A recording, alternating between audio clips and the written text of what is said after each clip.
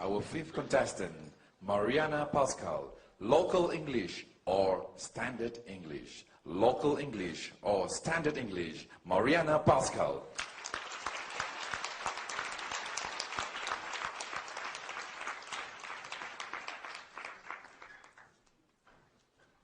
Well, many years ago, my daughter, who is half Chinese, attended a local kindergarten in Johor Bahru.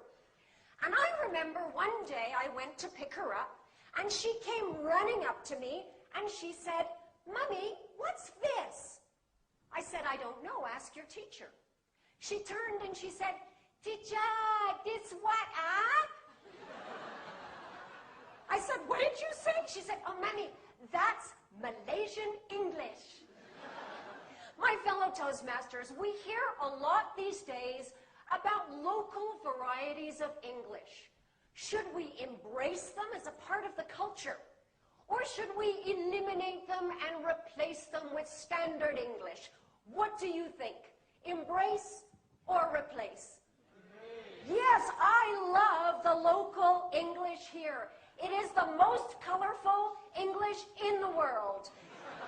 I especially love your crazy two-word phrases. Where, got. Also can. See first. See how. It's so unique.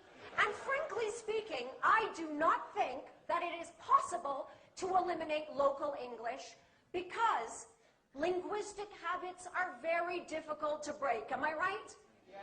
Now, throughout my entire marriage, my Chinese husband has been saying, "Get down from the car."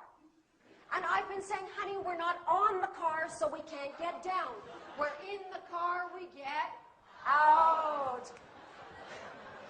And he says, "Oh, okay, get down." Can't change. In fact, I was in a taxi the other day, and the taxi driver said to me, "Okay, miss, you get down here, huh?" I said, No. You get out here." He said, "It's my taxi, you get out." I think the important thing is that whatever English we speak, Malaysian English, Canadian English, Indonesian English, Bruneian English, that these days we be understood by people from other cultures. Am I right? Yes. I have to tell you, sometimes your local English is a little bit difficult for foreigners to understand. I will give you an example. Now, when I first came to Malaysia, I went to a teachers' conference in KL. And at the end of the day, I said to a local teacher, I said, "Excuse me, I'd like to go back to the hotel now. Do you know where I might find a taxi?" And she said, never mind. You follow me." I said, "Well, I don't have a car, so I can't follow you. Do you know where I can find a taxi?" She said, never mind, you follow me." I said to my friend, "She wants me to follow her. Should I run behind her car?"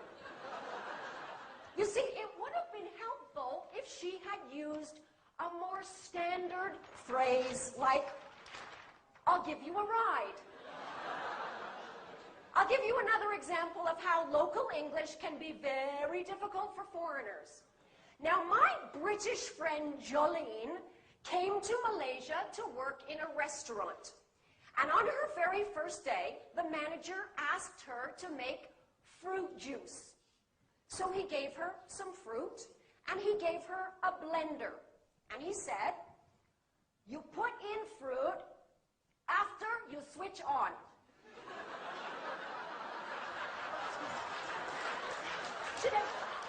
Excuse me, I'm putting the fruit after I switch it on.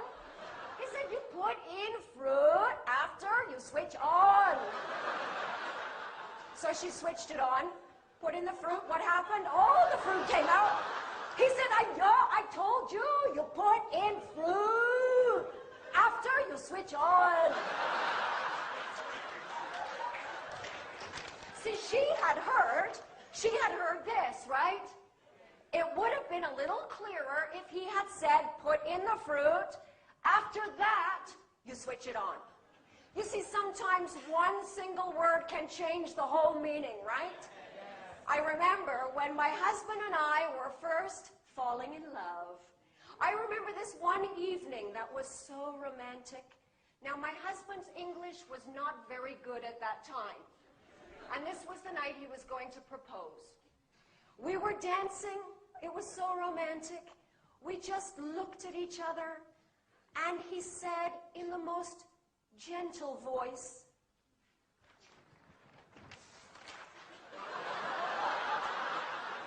"Oh, your eyes are big. How many eyes do I have?" I felt like an alien. It was not romantic. There was no proposal that night.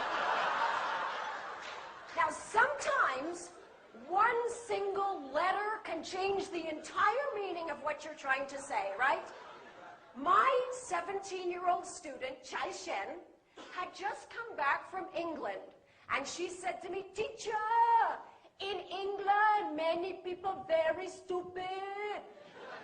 I said, "What do you mean?" She said, "I fly to London. My skin very dry. My eyes very itchy. I go to information. I say, 'Excuse me, where can I find ice cream?'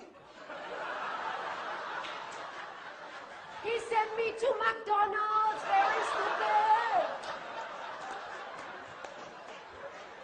So where does this leave us with local English?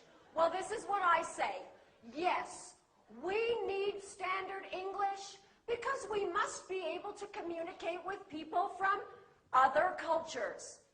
But what a terrible shame it would be to lose the beautiful, colorful, vibrant local English. So I say both also can, love. Back to you.